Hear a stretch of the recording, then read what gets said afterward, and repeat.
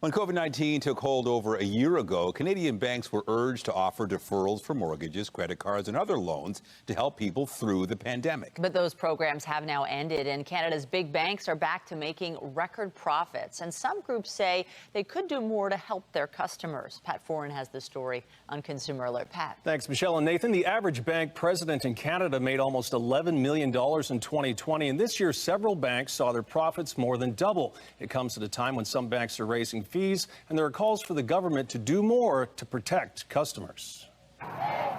The group Acorn, which represents low and moderate income families, took its protest to Toronto's financial district.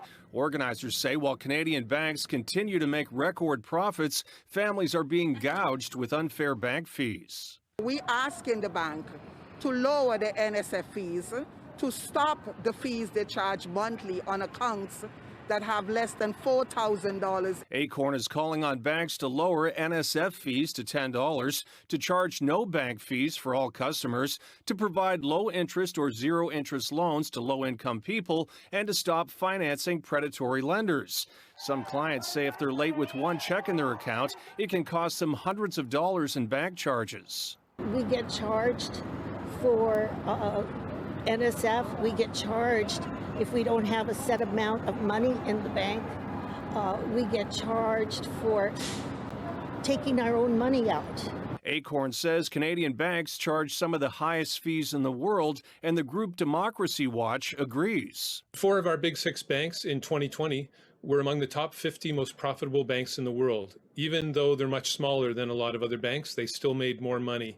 Duff Conacher says in the U.S. there are more consumer protections for bank customers, more competition when it comes to fees, and caps on credit card interest in 30 states. Our banks have been protected from foreign competition and subsidized and allowed to dominate every sector of the financial services marketplace by the government. He says high banking costs should be a federal election issue.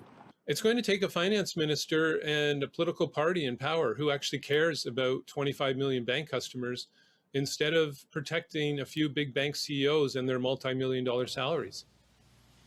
And Democracy Watch has a petition signed by 120,000 Canadians calling on the federal government to do more to stop excessive fees. CTV News also reached out to Canada's banks, and we have statements from most of them, which we will include with this story on our website. On your side, I'm Pat Foran. If you have a consumer story idea, email us at alert@ctv.ca.